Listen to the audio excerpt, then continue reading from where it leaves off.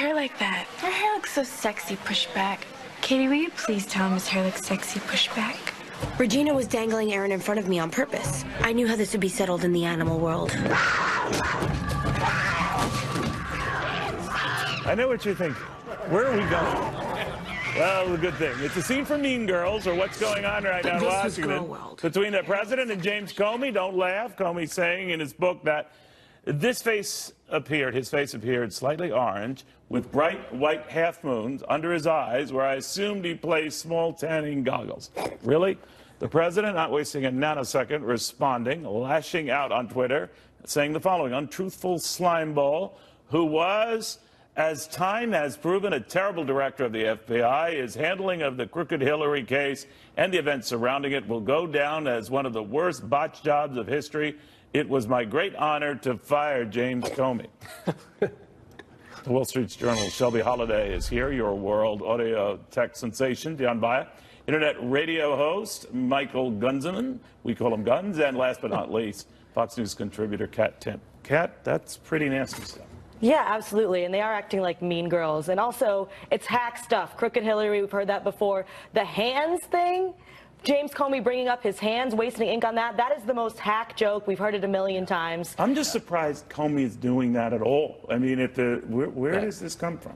I have no idea. He was trying to get a reaction from Trump, probably, which, ding, ding, ding, it worked. Trump would have been better off not taking the bait. Well, just like you said, I mean, we heard that for a year and a half now from the late-night comics, like, Colbert, Kimmel, the hand joke, real clever there. But it comes out of his own insecurity, or he was trying to, kind of poke at Trump. But here it is. This is the former director of the FBI. You're supposed to come out with this serious book, and then you're doing this juvenile stuff like, all right, real clever, I've not read the book. I hope there are other passages in the book that go away from that. Well, that's the thing. He has a very compelling story to tell. He has stuff in this book that may end up being testimony in court. It has massive legal significance. I'm not sure why he went there. I mean, it's fun to make fun of. In the interview clips that we're getting from his chat with George Stephanopoulos, he goes there.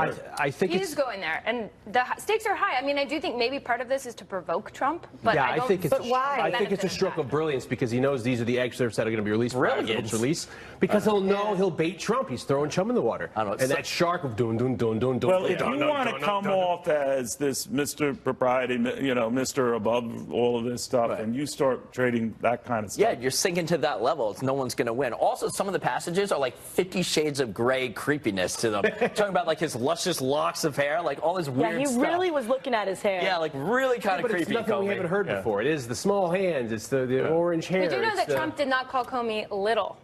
Yes, we do. Yes, we do. The bottom line, though, is that all of this comes out on the same day. Andy McCabe, the former #2, is found by, an inspector general appointed by Barack Obama to have lied at least 4 times, misrepresented his case. It makes you wonder if the #2 was a liar. Was the #1. Yeah, but it makes then you're going to see in the media what's going to be played more, the story about Comey and what he's dishing out, or what you just said about McCabe. And it's not like he's going to answer any questions. He's doing his great book tour with people like George Stephanopoulos right now. And a lot of advance. Comey was vindicated a bit in that Inspector General's report. I mean, it said McCabe had not been. That he didn't know a lot about that. So it does make you wonder. We'll see. We'll see how the Mean Girl stuff works out. Great movie, by the way. I want to say, great play too. It's on Broadway. It's amazing. I beg you to stop. They joined me on this show yesterday. As you know, they're conservative and they like Donald Trump, but they feel that they have been targeted by Facebook. Take a look at this. These are brand pages. We built them. We built these one person at a time. That's right. Other conservatives have built their pages. Let our followers and our fans see our content. And we don't care if you're black, white, conservative, or liberal. Everybody, if you're American citizen, everybody, I don't care who you are, you should be across the even playing field. All right, now they had argued they'd been targeted by Facebook post their appearance. They were saying that after being contacted by Facebook via Twitter, we've contacted Facebook this morning as of today, and we've received this email back. In other words, that Facebook has not been ignoring them. I don't know what the real skinny is, but they feel that conservative voices are not heard, or at least pushed as news sources on Facebook. I think this is a great idea.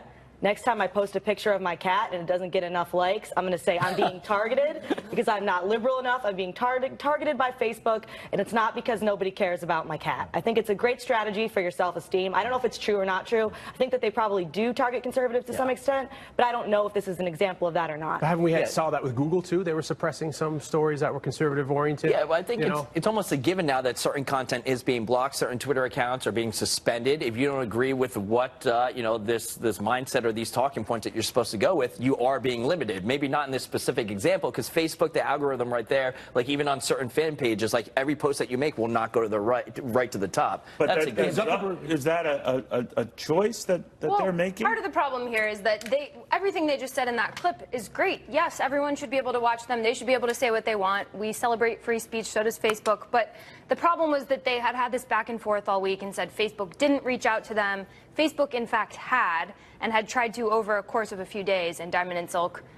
But they got a lot of attention. I was wrong. Which I thought their page was taken down, but it just wasn't included in a news feed, right? Right. So certain posts that they did not were shown to all their followers. Or they hit a limit of likes, and then they were getting traffic to the page, but no new likes were being. But even beyond that, though, they do. Facebook does limit and it's a broader point content for sure. It is a broader point that conservatives feel like they're under fire because of all this. Do you feel that as young people here? Do you feel that conservative points of view are, Oh, absolutely. Yeah, absolutely. Of course. It's a given. Yeah, absolutely. It's a given. But I think it's a very fair concern that they have, and the back and forth and maybe the misrepresentation undermines that whole point. Now everybody's looking at this email debate. Sense of humor besides. So I always think whether on the right or left, like Roseanne wrote them. And but look how much they're trying to marginalize Roseanne by saying, "Oh, she's akin to Eddie Bunker, or Archie Bunker from All in the Family." She's the weirdo. The support, though. Yeah, I mean, you are at the end of the day getting people to watch, but they are. I've not missed an episode. Yeah, it's hilarious. Yeah, it's very funny. Right, well, then that it works. Yeah, it works for Kat, works for me. You all work. Great job. All right. In the meantime, the follow-up on markets that are getting worried about something that might happen tomorrow. We're on it after this.